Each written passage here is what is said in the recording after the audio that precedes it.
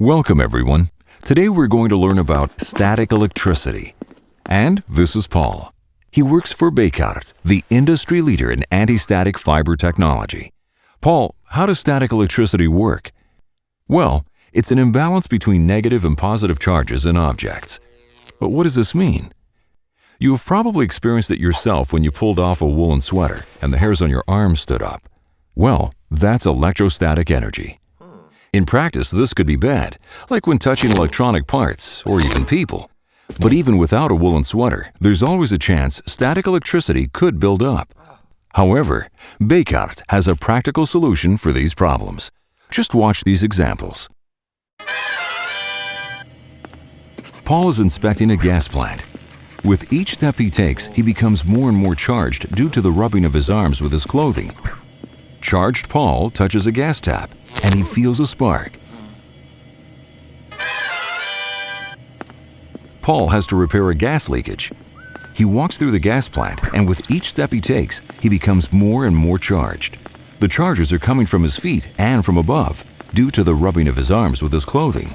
Charged Paul approaches the gas pipe, which has a gas leakage, and touches the pipe.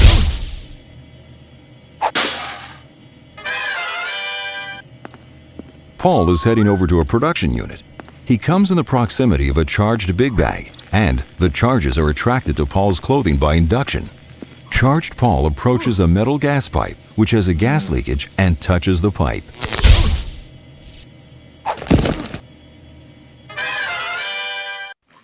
Well, Paul, these examples have shown us how static electricity is created. Electrostatic energy builds up in three ways. Through the movement of a person, like the contact and separation of their shoe soles and the ground. Also, through the contact of a person's clothing and their body. And lastly, by induction. For example, when a person comes into the electrical field of a charged object. And what affected the charge your body built up in these last examples? Two factors. One, the resistance of a person to the ground. The higher the resistance, the higher the charge. And two, the atmospheric humidity. The lower the relative humidity, the higher the charge. Paul is inspecting the plant, but this time he's wearing anti-static shoes, in addition to the anti-static workwear. When he walks, the charges created by rubbing his arms against his clothing are immediately grounded. No sparks or explosions occur when he touches a metal gas tap or pipe.